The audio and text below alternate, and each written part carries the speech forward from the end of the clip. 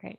Thank you again for making time to join us today to talk about your campaigns for Multnomah County Sheriff.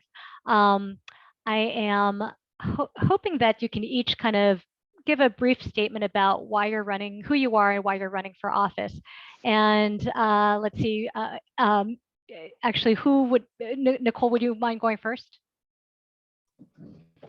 Absolutely, no problem. Well, good afternoon. So first, I just want to say I appreciate the opportunity today to speak with the Oregonian and hope to earn your endorsement. So just a bit about me. I'm a native Oregonian.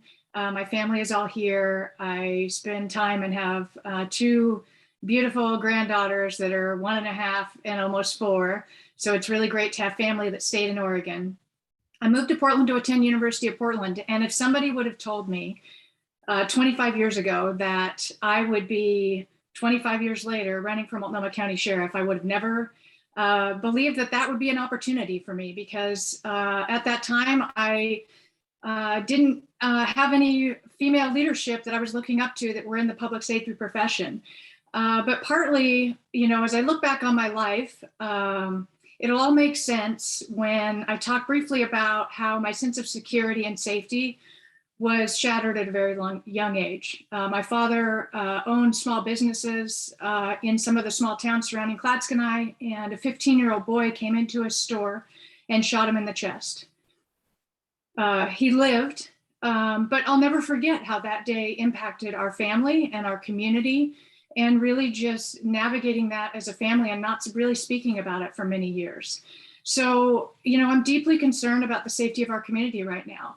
The safety of our community in all of Multnomah County. And we're at a critical point where gun violence is an all-time high, and the community safety, overwhelmingly, I hear that people don't feel safe. So I believe that everyone has, you know, they deserve the right to live in a community where they feel safe. And I'm running to change that. I have the experience, training, and proven track record to lead this organization on day one. I have over 25 years of experience with the Sheriff's Office. I currently serve as Under Sheriff, second in command of the organization.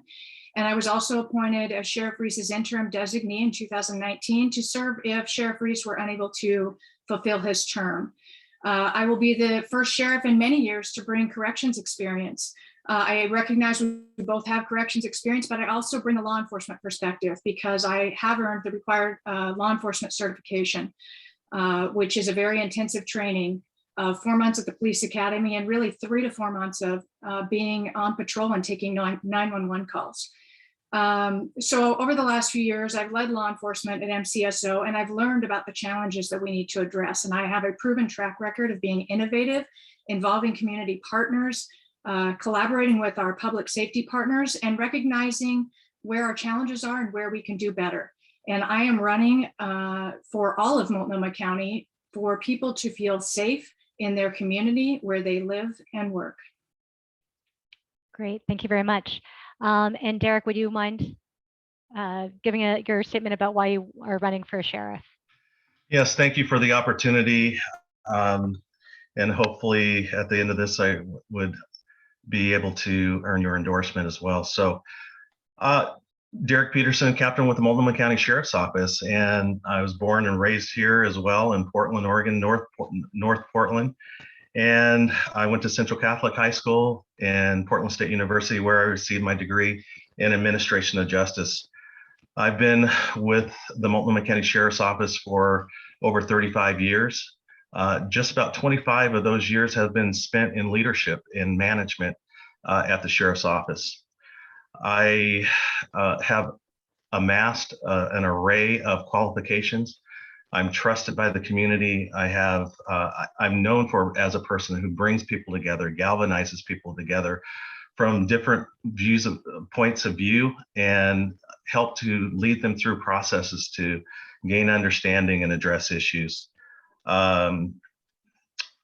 I am a leader not only in the Sheriff's Office, but I've been a leader in the community locally, as well as on the state level. I have been working and teaching at the Academy for well over 25 years, the diversity class there, and am known as a subject matter expert, as well as a an instructor that is well received and recognized. That gives me a very interesting viewpoint on diversity and how that needs to be folded into our sheriff's office and in the community. It's a perspective that not a lot of people have within our organization that I'm proud of. Also on the state level, I've been given the opportunity to sit on committees around police reform. I'm one of a handful of people in the state that have been given that opportunity to be able to speak to police reform. And one of the last ones that came out, which I'm proud of being a part of, was munitions.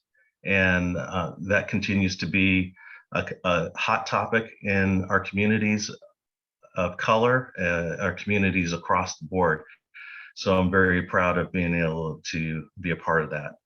I am the president of the Northwest National Organization of Black Law Enforcement Executives. That has given me an opportunity in another space to reach out to community in a different way, personally, specifically West Linn Police Department and their community as they've been dealing with issues around racism. I was able to bring some very good training to the police department and also help with selecting their next police chief. So that was fantastic.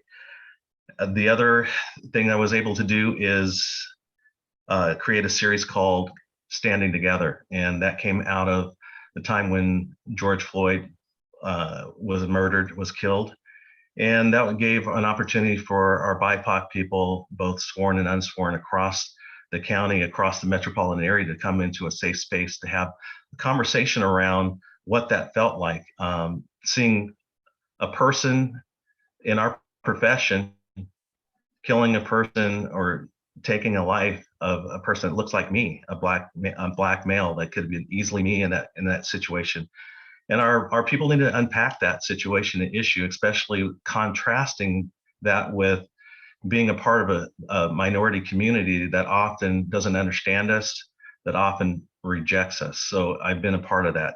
So let me just say and sum it up that all my life's experiences that have culminated to this point in time have given me an array of talent and skill sets to be the next sheriff of Multnomah County. Great. Thank you very much. I think what we'll do is I'll just go back and forth with who starts first. And so Derrick, if you wouldn't mind taking this question, what are the biggest challenges that the sheriff's office faces right now, and what would be your approach to confronting them? Well, I would tell you that morale is at the lowest it has been since I've been working there for 35 years. And that comes from, I believe, as I've talked to our folks, a lack of understanding, a lack of compassion that they don't feel from management. And it's been a hard 3 years for them. And I would have to say that during that 3 years, I was one of the only ones to really reach out just to bring a program with our chaplains and our, I'm trying to think of the other team that comes together with it, but we were able to go into specifically the jails to talk to them about what they were going through, the struggles, the mental health issues that they were dealing with, and physical issues from the pandemic, from the fires, all the way to some of the riots that were going on downtown, and just a lack of understanding of that there. So so the results of that is you've had a mass exodus of people leaving at the back door where they're eligible to retire, but at a certain point, but they're taking early retirement is what I'm trying to say, and also taking other jobs or just leaving. So it's up to us to and me to as sheriff to make sure that we're looking at that situation and issue as they leave out the door. And I'm prepared to do whatever I can to make this more of a diverse department. We're having issues with people promoting into positions and those of color and different backgrounds. That's a very, very prominent issue that I have been a part of as being one of the only Black people in management and the command staff for years, as that is. So we have a long way to go. It was disappointing to see that we're out doing a national search for people to be a lieutenant in our organization on the law enforcement side. That speaks to a culture issue that people don't trust what's going on in the agency. And even though there's being things that are happening right now that's stepping up to the plate, this was recognized years ago. And I had been talking about this years ago, about the issues that were going on, about diversity, about our issues with bringing people in and mentoring people through this process. So there are things going on right now that are fantastic, but it still is a major issue that is going on. So I can bring a context to this situation issue based off my life experience. Our folks in the community are asking for us to be more transparent, asking us to deal with criminal justice issues, asking us to deal with racial issues as far as that's concerned with the criminal justice part of that. And I believe that my life experience as a person of color brings a context that is like none other. Thank you. And Nicole, same question for you. What are the biggest challenges that you think are facing the sheriff's office, and what would be your approach for confronting them? Absolutely. So recruiting and hiring is absolutely one of the challenges that we face, not just within Multnomah County Sheriff's Office and local public safety agencies, but really across the nation. And we've recognized this through the last few years have been really challenging, but we know we can do better. We are working on more innovative hiring and recruiting strategies. Those include working alongside our equity and inclusion manager to help us develop processes that remove barriers for people in our community, or for people that really want to look at public safety as an opportunity. And we weren't really collecting the data on how people were moving through our processes to ensure that we were connecting with them and assigning someone in our HR department or on our line level to really talk through what a career in public safety might look like, and really building that bridge with community right off the bat. That is something that we need to do better. We need to engage with our community and ask what our community wants from their public safety services. And I'm doing some of that work with our Somali American community on addressing some of the challenges we're seeing with public safety and gun violence, but also an opportunity to really connect on a more personal level and possibly look at talking through, is this an opportunity that someone in our community that we may not necessarily have had robust engagement with, and if that would be something that they would want to explore. I think it's critical that we look at diversifying our recruiting strategies and our workforce. I am the only female that's led the law enforcement division in the entire history of the organization. So looking at people want to see people that look like them in public safety and in any profession, to feel encouraged that this might be a path that they can make a difference in their community. So looking at, also investing in our members. I recognize that we did have many retirements. Part of that was large hiring groups in 95 and 96. And part of that was just the challenges that we were facing and not investing as much as we should have been in our employees. When we invest in our members and we provide them career development opportunities, training opportunities to be better, and help us as leadership work together with our line level to develop different types of strategies to address our current public safety challenges. We cannot do this work by ourselves. We have to engage community. We have to engage our workforce, and really encouraging our workforce to be empowered to help develop those strategies to help our community. I am currently, I recognize that we need to support our membership through a long and healthy career within the Sheriff's Office.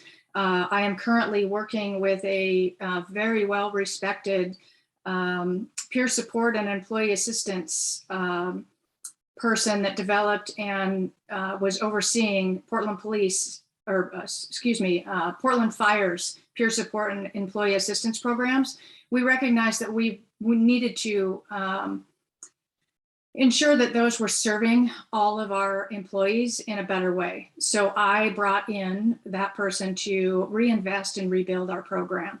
Also, mentorship guidance.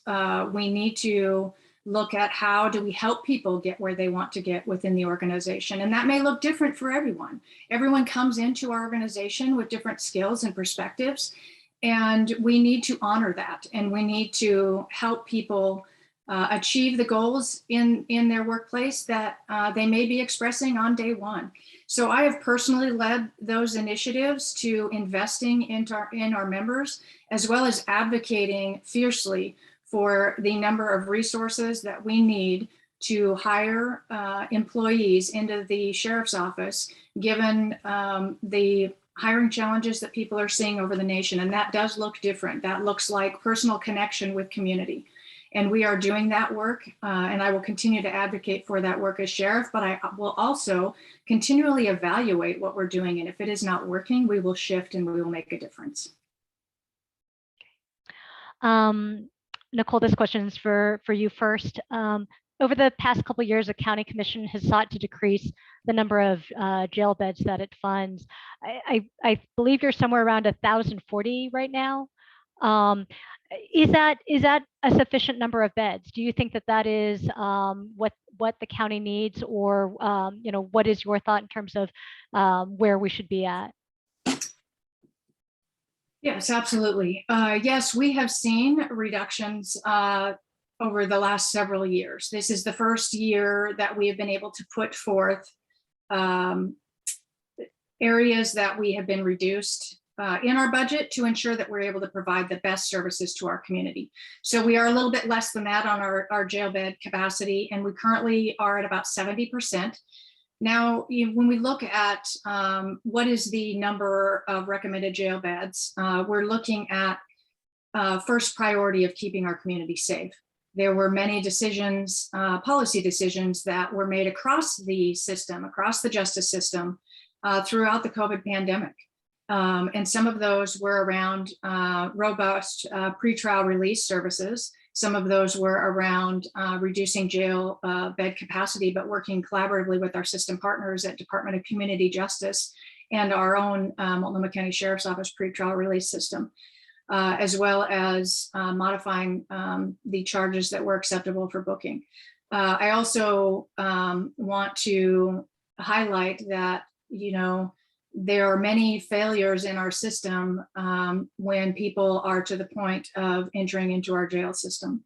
So to be able to ensure that the safety of our community is our first priority, we have to continually evaluate all of those areas, one being jail bed capacity, our other services that we provide for folks out of custody. We have to be continually evaluating those. And if we're seeing that we are unable to fulfill all our need to our community by removing people and making sure that our community is safe, then we need to go, and I will personally, as sheriff, advocate for additional jail beds, additional staffing, additional personnel, whatever we need to do to ensure the safety of our community, and also hear community input. And I think it's really important to involve all of our system partners, including our communities that we're serving across Multnomah County, as we're making those decisions, and really involve public safety partners, community-based services and leaders, and our community leaders. So do you feel that the current level is too low? For I believe that the sheriff's request for next year is for additional beds. We are currently at 70% capacity. Years prior, we've been at 90 to 95%. That becomes challenging because in order to have a healthy system where we can move people to the appropriate areas for services, we want to make sure that we have the capacity to do that. But right now at 70%, we are open for booking, and we are accepting people into our facility. So right now at 70%, we have capacity. But are you looking to add beds, however, for the coming year? Or is that something that you are supportive of? I will be supportive and consider that as we start moving out of the pandemic if we need additional jail beds, yes. Yes, again, it's we have to continue to evaluate regularly. And if we do not have enough jail beds, I will advocate for additional jail space, additional treatment providers, additional resources to ensure the safety of our community. So the answer is yes, I will advocate for additional jail space if that is required in the system. But currently we are at 70%. Okay, I guess I might be confused. I thought that the current request from the sheriff's office is seeking an increase in the number of beds from what was funded last year. There were reductions in 2 dorms, and those were utilized for COVID precautions. So at this point, the number of beds, I believe, is remaining the same, but we can advocate for additional personnel or additional jail space if needed for the safety of our community. And I would be open to doing that. Okay. And Derrick, how about you? Are you comfortable with the level of beds that there are now, which is a reduction from previous years?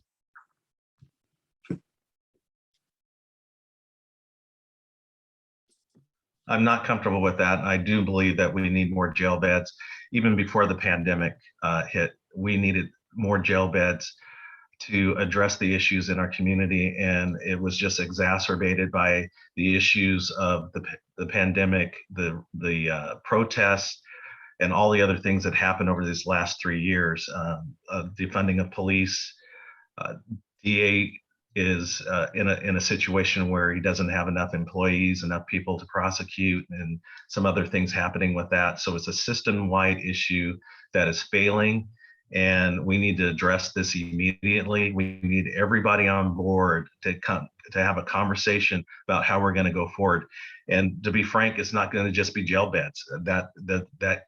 It's part of the solution and issue, but we could easily get to a capacity where we start force releasing, and we're back at the same issue of people getting released out of jail 4 hours later and going right back to what they were doing. And that's just not acceptable. So I am in agreement that we need more jail beds right as soon as we can. We do know we're in a pandemic type situation where it's easing.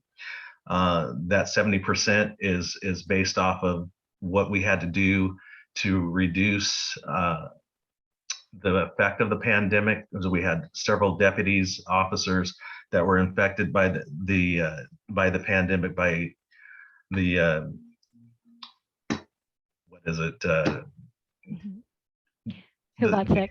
Yeah, by COVID. Sorry about that. They were affected by COVID, and then we had the issue of many forced overtimes that people had to do, and it really brought our employees to a point of exhaustion. And then again, having that space in the dorms and modules to accommodate the adults in custody. So we need to continue to work with our partners and have an urgency about reopening those beds that get us to a particular capacity, but we need to go above and ask for additional bed space that have been shut down. We have several, at least 300 beds, if not more, that are mothballed at this point in time, that I think we can use as, even if we use them as a gateway or temporary housing for those that are having issues out in our community, whether it's the homelessness type of situation or people with mental health issues. Can we have a conversation on how we can effectively use those particular beds that are mothballed at this point in time, and or just open them up to help our justice system deal with those issues? And so actually, I have a couple questions. Do you think people are being released that should not be right now? Absolutely. And I understand the dynamics of trying to keep our staff safe with the pandemic, with COVID, but this has exacerbated the situation with people getting out, and we know who these people are who are getting back out and doing still in catalytic converters and just mayhem in our community. And so there's people that are out there even in the supervised release system that we have, whether it's closed street or other types of release mechanisms we have, they're being monitored, but that's only effective in a manner if people want to conform to those conditions of release and things. So we have a long road ahead of us to get out of this. It's not going to be easy. It's going to take some time. And we need to be thoughtful about the processes of opening those jail beds, because it's just not simply turning a light switch on. It's a process. So yeah, we have people out on the street for sure that shouldn't be out, and those are out there that need to be prosecuted as well. And Nicole, do you agree with that? Do you think that there are people being released that should not be right now? Yes, I think there are people in our community that are harming our community, that we need to ensure that we do everything we can to keep our community safe. What I will say also, as we're along these same lines, is that this is a system-wide issue. As you have probably read, the defense attorney, the defense bar, there isn't enough defense attorneys right now to be prosecuting or to be defending people, as well as our DA's office. So this is a system-wide issue, not only with jail beds, but with the criminal justice system and the court system. So we have to work together and have those meetings and those collaborations with our DA's office, our Department of Community Justice, again, our community and our public safety partners, because the system is stressed all across the board. And we are seeing unprecedented gun violence in our community. So absolutely, there are people in our community that are harming our community on a daily basis, and we need to address that. I'd like to go back to you, Derrick, because you talked about using mothballed dorms for other purposes. And I guess I'm wondering if you can explain that a little bit more. For instance, are these, do you envision using these for housing people who are already coming in contact with the criminal justice system? And so it's sort of like a midway point or something like that, to provide services, or do you have a different vision for how those beds could be used? So it's two schools of thought, whether we just open those up for just the regular criminal justice system process of bringing folks into custody to be held until adjudicated or finding other avenues of release for them that's proper and helps the community out. But in the meantime, if we can't get to that, I think the robust conversation has to be about those beds not being used. And we have resources to be able to help house those folks.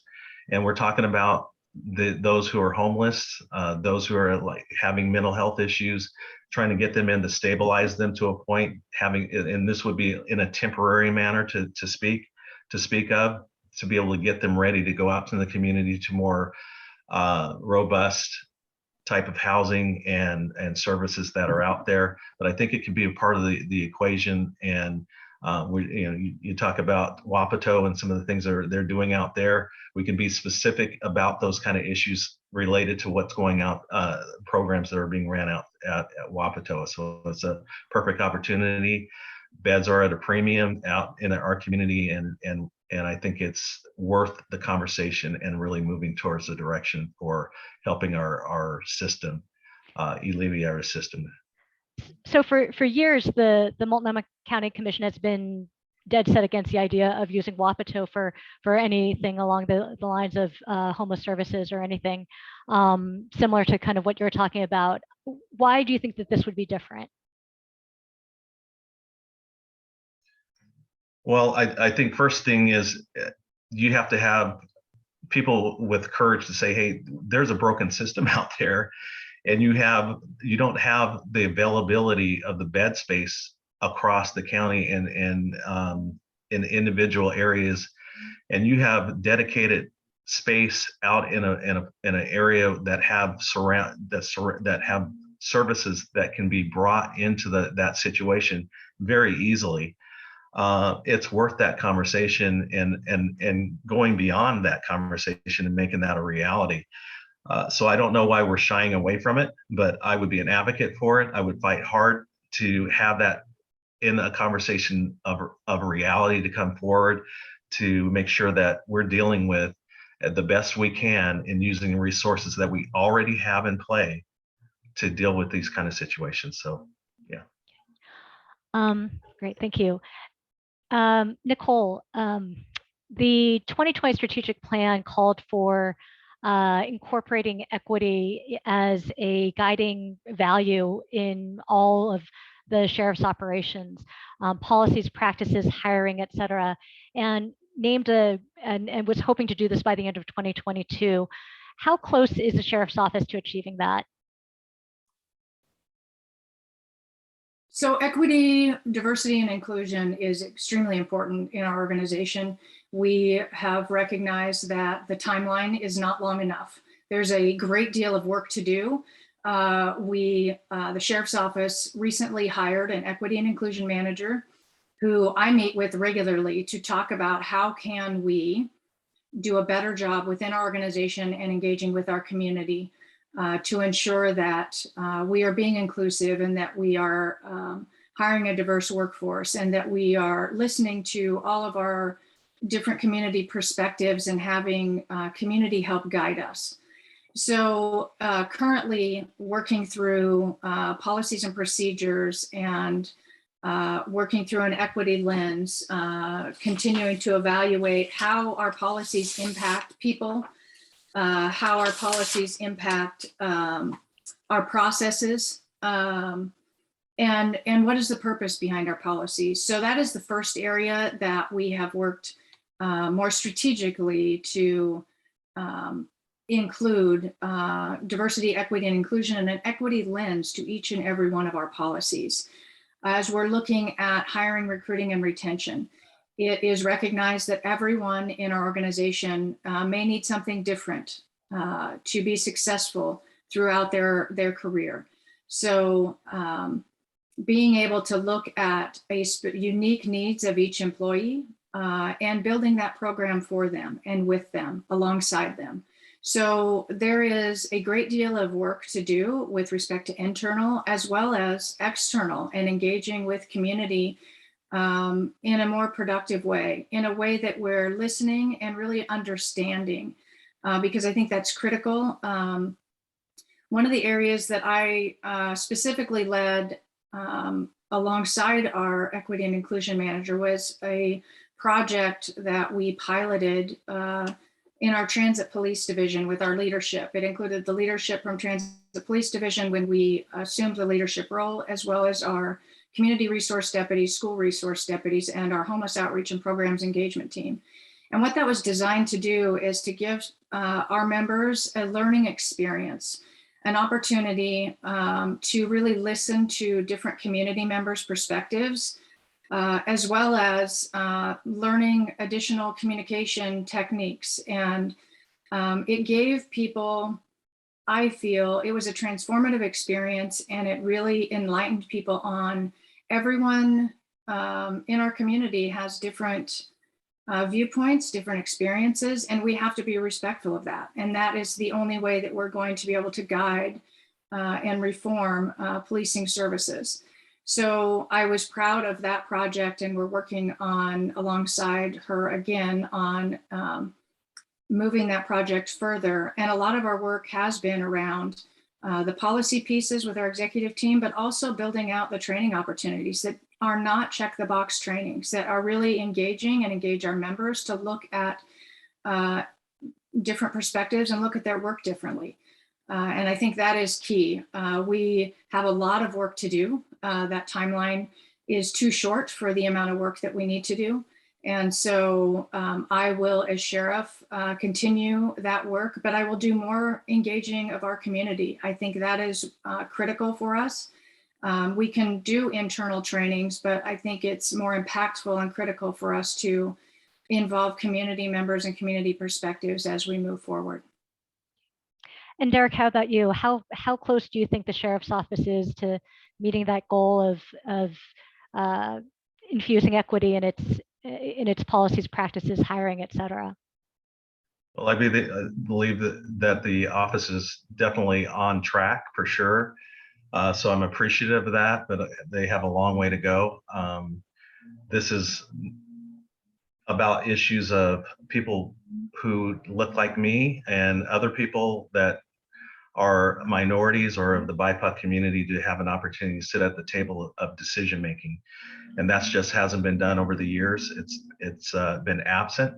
Often, there's even one person that is capable of being in the room of decision making, that might be it. But most times it's not.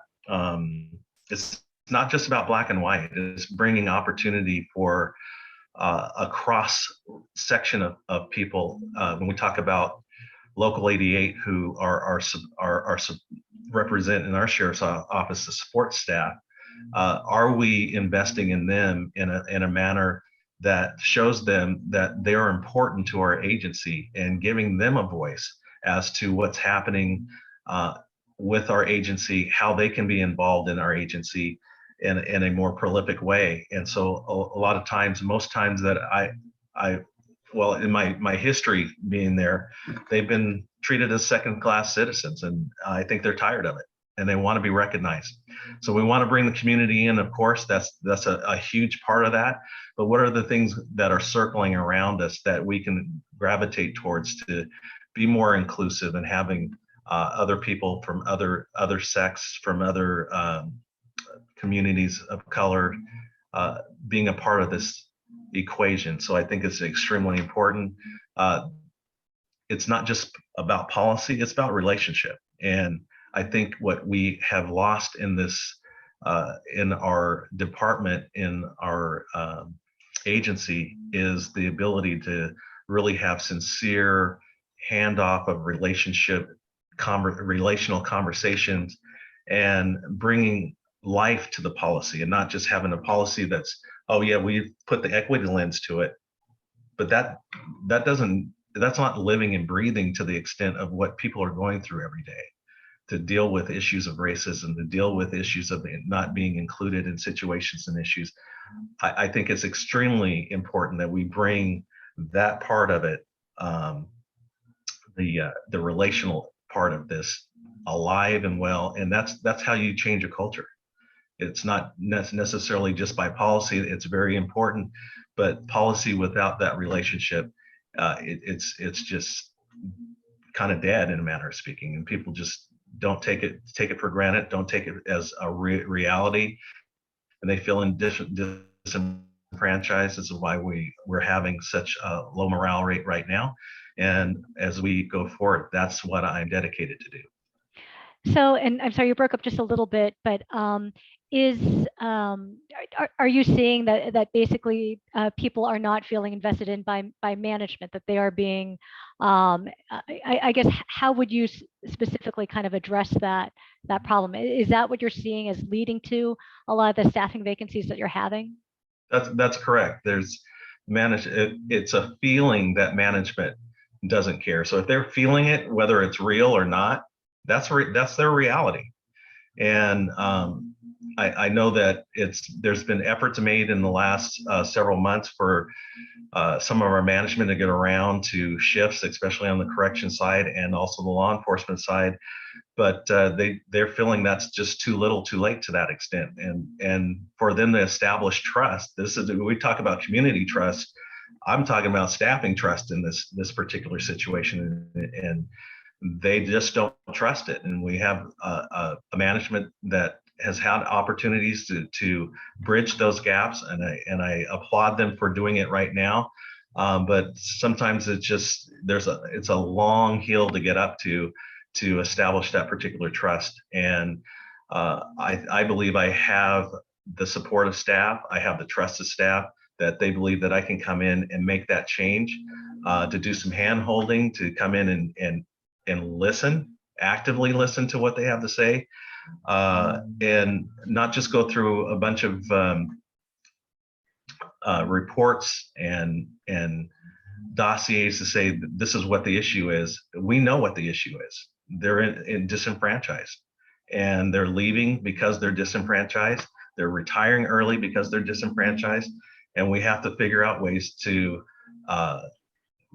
bring a more robust system in place that makes them feel welcome, that they want to still be part of this agency, so we can settle this down, bring more people in, hire more people that want to be a part of our agency. So this is the process I'm looking at and want to address. So what are the things that are happening now that should have been happening before? I guess I'm wondering if you can be a little bit more specific in terms of what is it that that staff feels was showed either a lack of respect or a lack of investment in their being included or giving them a voice. So specifically, like I said, it's their reality. So they're feeling that managers will only come in when there's an issue, not sincerely to say, I'm checking up on you, I want to have a conversation.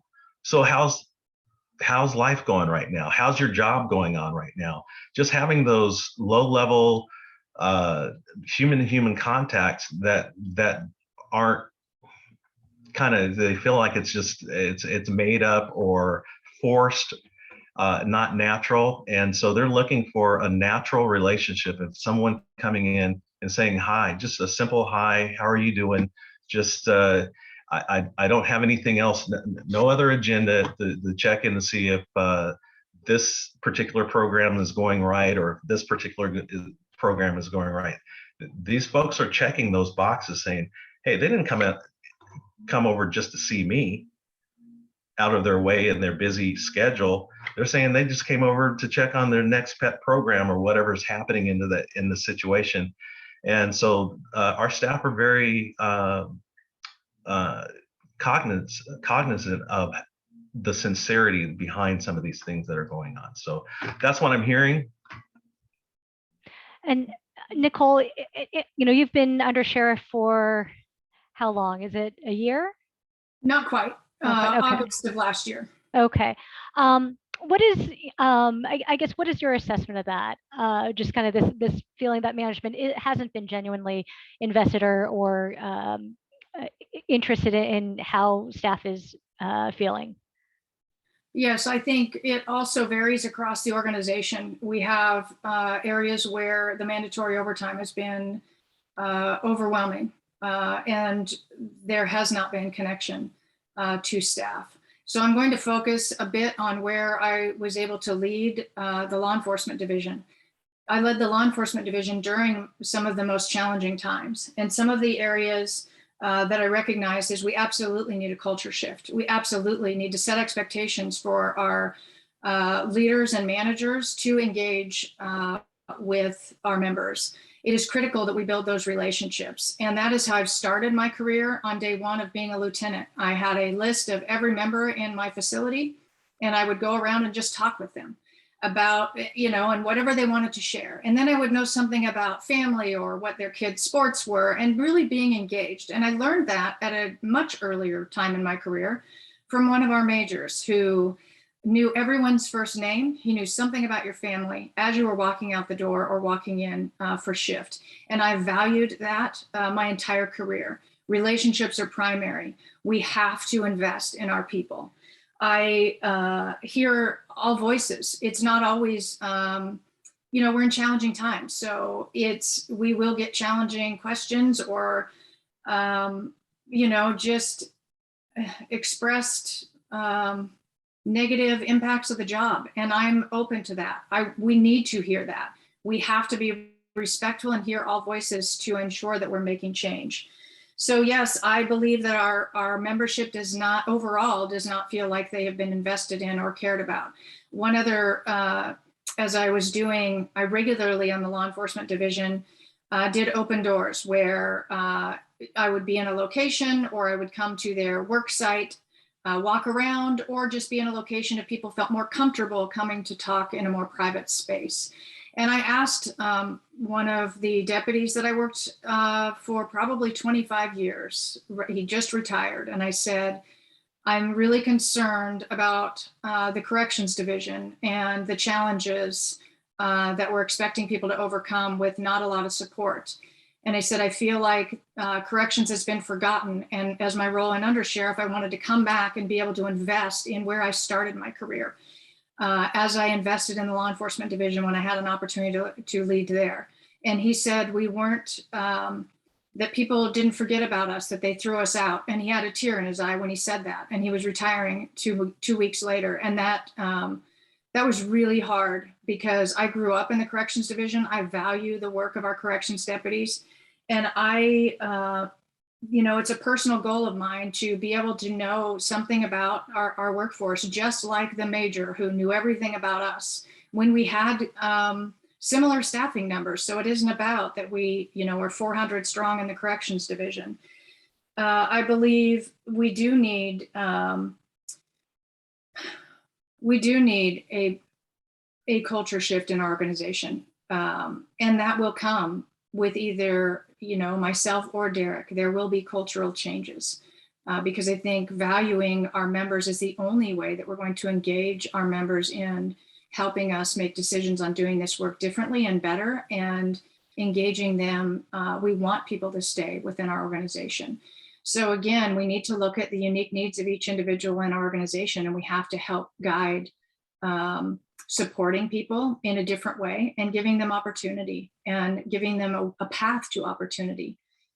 So I will always continue to value the relationships and build those relationships internally and hear from people when things are not going well. Great, thank you. Switching gears just a little bit, a number of people have put forward the idea of merging the city of Portland's police force with the county's police force, or with the sheriff's office, similar to how the city of Camden did it with Camden County in New Jersey about a decade ago.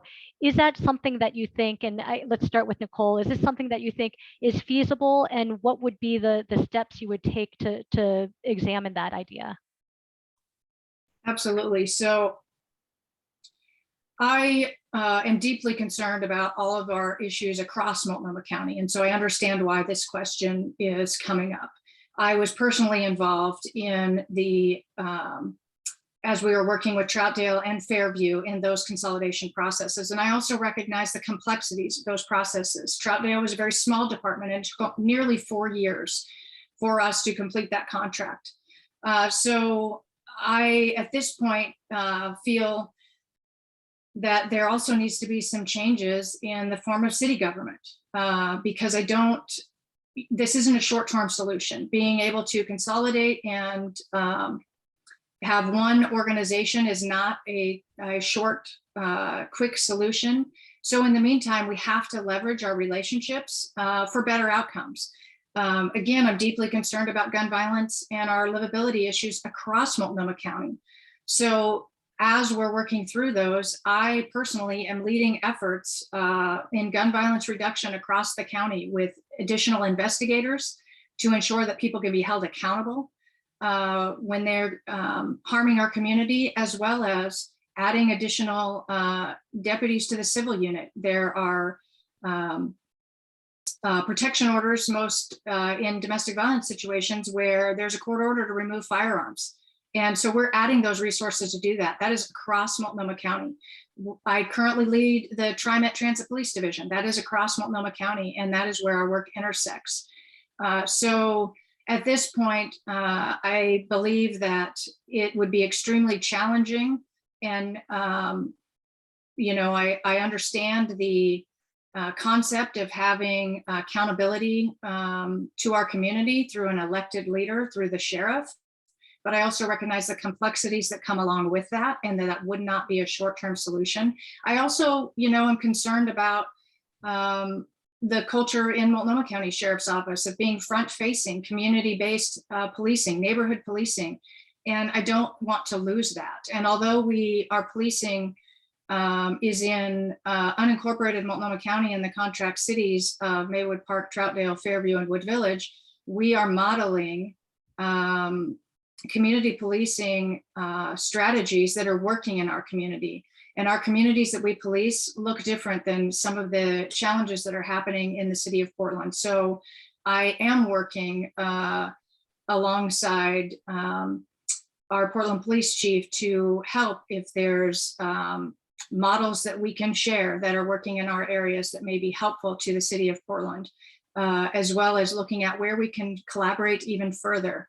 Collaboration is key in public safety, and we are doing a lot of that work right now to ensure that we are aware of where our communities are struggling and where we can add resources to assist. Again, given the challenges with hiring and recruiting and that's happening across the nation, that also becomes a challenge. But being able to collaborate and leverage those relationships for better outcomes, I think, is key right now. And again, I will always listen to community members, community leaders, and elected leaders on any ideas or perspectives to for the safety of our community, to increase safety in our community. But I also recognize the complexities that come with this consolidation and don't believe that this is the right choice right now. And Derrick, how about you? What are your thoughts about the possibility or feasibility of melding the two law enforcement agencies? I think we've have right now a perfect storm that's been created. Resources are drained on every front, whether it's our agency to Portland Police Agency, to the DA's office, to Gresham. And that's not just with the police departments, but our corrections as well. I mean, we're 50 down in corrections and probably around 10 to 12 down in our law enforcement agency. So we're at a critical time at where we do need to have that, just not a conversation, but a robust conversation to say, what would that look like? And we do, I talked to a mayor, I can't remember, out in the Gresham area just last night, and he was disappointed in the services they were getting from the sheriff's office as we have absorbed them. And I will always advocate to say that if we're going to do this, services need to go up, not down, right? And we need to be looking at crossovers. What are some of the units that are out there doing kind of the same kind of work? And if we can look at that and say, do a kind of a unified command approach to bring a notion of what it may look like in going forward. And if we can work together in those areas, I think we can have a pathway forward to say, let's combine the two. We talk about gun violence to that issue. It's been very interesting as I've been dealing with community leaders and community organizations to help lead this charge. And so it's not just about inward in police agencies, it's about community and finding out what they are doing to abate this and joining with them with our expertise to bring down gun violence. So I've been working with Police to Peace, Portland Safety Action Coalition, and the interfaith communities to help and figure out ways to reduce this issue that's plaguing our community. It's 2 or 3 weeks ago, met with several of our Black leaders in our community and asked the mayor to call for a state of emergency with the gun violence. People that look like me are getting shot and gunned down. It's just not enough. As Nicole was talking about her father, and my heart goes out to that situation. But we were looking at people, funerals on a daily basis of Black people being shot and killed in our streets, and it's just meaning it just breaks your heart, right? And so there's so much going on out there that we need to address. But getting back to the point of consolidating, I think we need to take a look at that because it's been talked about. And we do have Fairview and Troutdale that are examples of it. It is not going to be something that happens overnight, but we can progressively go towards that. I think there's a lot of good things that could come out of it, especially when we talk about the city of Portland and some of the issues they have, and have commissioners that are over a police agency that they have no idea what they do and what they need. And we need people in those over these organizations that understand it with a community oversight to that situation. I want to try to squeeze in 2 more questions, so we'll see how this works out. But Derrick, if you can go first. Jails, unfortunately, end up being where many people with untreated mental health problems or substance abuse issues often land. How should the sheriff's office evolve to better meet the needs of people who are in jail when in reality they are in greater need of some other treatment? Yeah, so the last statistics I saw was that probably close to 70% of those in our population in jail have some kind of mental health nexus. That's huge, and that goes from acute to very low level, of course. So when we're talking about someone who's having major issues with mental health, that can be problematic. And I really am proud of our organization and working with the health department to bring solutions to that problem. Having, I would say that we have a team of mental health, a mental health team that comes around those folks that give individual plans to get them to a point where they're at least they can function and get them prepared to be released to other facilities on the outside. So we need to continue to go forward to give those kind of resources to those that are coming in, triage them at the very beginning of their custody and figuring out which direction we need to take them to and what resources they need to stabilize them. I think we can continually take a look at that. But like I said, I'm extremely proud of our mental health program that we have established at this point. We have to remember that a lot of the people that come to jail only stay a very short amount of time. So we only have a short amount of time to actually engage them on a level to get them stabilized. And so as that is a challenging part of our operations, I think we do a very good job at that, but there's always room for improvement in that area. And Nicole, same question for you. How do you think the sheriff's office needs to evolve on those issues? Yes, absolutely. So also recognizing that recently it was documented that Oregon is second in need for mental health and substance use treatment and nearly last in opportunity. So when we're navigating that issue, it is critical that we employ any possible resource in our corrections facilities to ensure people are safe and receive the treatment that they require. Some of the areas that we are working on, and I have a vision for how I would like to do this in the future, is again, building those relationships with our corrections health partners and our mental health teams that work directly with our adults in custody and on a more individualized plan. Bringing outside resources and clinicians to more closely work with our deputies to be able to address immediate needs and have that resource more available in both of our facilities, not just the Justice Center, but also more robust services at Inverness. Increasing our specialized dorms. So we have specialized dorms for mental health, and that also allows for mental health providers to be able to have a more personalized or person-centered approach where it's not, people aren't across all of our facilities throughout a thousand beds. So really trying to look at working alongside medical and our classification to determine appropriate housing where we can get the most services and meet the unique needs of each individual in custody.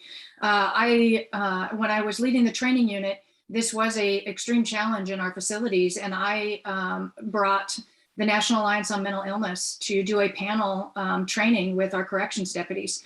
I also brought mental health first aid because it was critical for our employees to be able to recognize the signs of mental illness and be able to communicate and use de-escalation tools, and then really hear from a panel of people with lived experience, as well as people with lived experience that may have had people in our system, and be able to give them additional tools.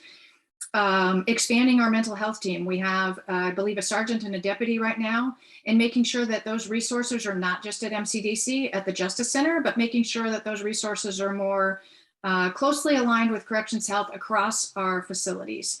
I also led a social services navigator position pre-COVID, and that is also an important part of being able to provide services and resources for people as they're being released from our facility. We need to be able to use potentially peer mentors in that process to help people access the services and resources once they're released. I worked with just recently our program manager on the corrections division in accessing grant funding and a grant for a clinician to be assigned with our homeless outreach and programs engagement team that's outside of the jail facility, but we're also using that as a resource for our closed street supervision program. So that will be a pilot to determine how we can more closely align those types of services in our law enforcement division and in our corrections division. So again, we have, the most challenging time in someone's life, but can also be the most pivotal. And that is the point where we have to provide opportunity to access treatment, resources, and services in mental health care to ensure that people are safe and well in our facilities, but also give them tools and the resources outside of our facilities to have a path toward a more successful transition. One last question, and I'm going to make it really narrow, so it's very quick, and it has to do with body cameras, because from what I understand, the sheriff's office is seeking money to buy and start using body cameras. And I'm wondering, would you support these cameras being on both law enforcement as well as corrections officers in the sheriff's office, as well as should officers be allowed to review any footage involving an incident in which they are under investigation? And Nicole, you would be first on that. Absolutely. So accountability and transparency is key to building community trust and maintaining community trust. So yes, I have been a supporter and I'm advocating for the funding for a body cam program in our budget that's going forward right now. That includes the equipment as well as the staff to be able to retrieve and utilize that technology. Yes, we would be starting that program in the law enforcement division, and then we can evaluate it moving forward. I would not be opposed to, I would advocate for anything that gives us more accountability and more transparency within our system. There was a second piece of that. I apologize. Should officers be able to review footage before giving a statement about what may have happened in an incident in which they're under investigation? Absolutely. So we're working on policy right now with our attorneys and labor, and being able to write your initial statement or being interviewed prior to watching any type of footage is the way I would go, but I also will leave open the idea or the concept that we're working through right now with, again, labor and county attorneys on reviewing video and then making a clarifying statement. But that would be, there are certain situations where that may not be the case, and that may include an officer involved shooting situation or some type of critical incident. So we are working through those policy development process right now. But again, I want to ensure accountability and transparency within our organization to build community trust. And that is critical to start moving in this direction and make sure that we are honoring our community's ask for reform, and that we start moving in that direction. So we are on that path. Okay. And Derrick, same question for you about body cameras in terms of who should it apply to, or who should be wearing them, and whether officers should be able to review that footage. Okay, yes, so definitely I know Portland for sure, but when you talk about Multnomah County and the whole system, we are probably one of the last agencies and or operations in the country that have introduced body cam. So we're way behind the curve. So that needs to happen. So I'm an advocate for it, making sure that we have the space to be able to collect that data, to be able to retrieve it. That's going to be extremely important. So that needs to happen sooner rather than later. As far as the jails are concerned, I would look at it, but what we do have is a robust. We just got through outfitting all our jails with updated camera systems in every aspect and area, and it's basically based off of PREA, Prison Rape Elimination Act, that we have cameras in spaces where there's not a space in that jail that a person can go that we can't monitor, right? So I believe that we have the technology already in place to make sure we're holding our deputies in the jail accountable, and to making sure that they're respecting the residents of that are held in that setting. And so I'm very confident that we're good there. But I wouldn't mind taking a look and see if additional cameras need to be added, especially if it's body worn cameras. But I'm not sure that at this point is needed at this point. So that's my take on that. And yeah, to be able to look at your video before you write your report, is that what you're asking? Right. As well, before giving a statement, particularly in which the deputy's actions are under review.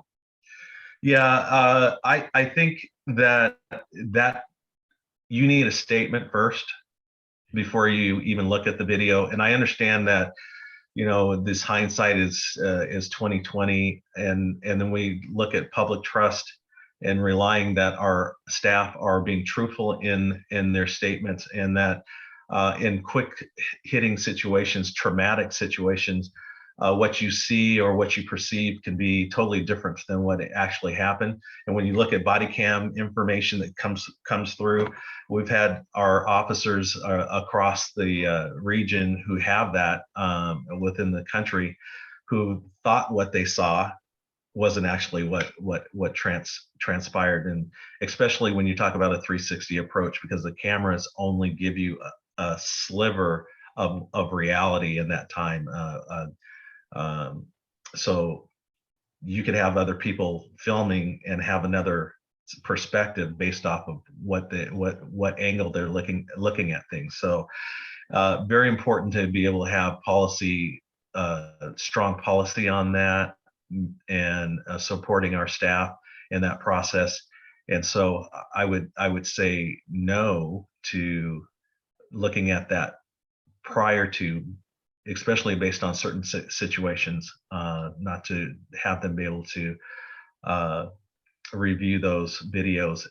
I need a statement first, and then we can go forward from that in review and figure those things down the right. But we have very strong policies around that, and we need to be able to protect our staff that may not remember what that looked like in that moment, and giving them the chance to reiterate or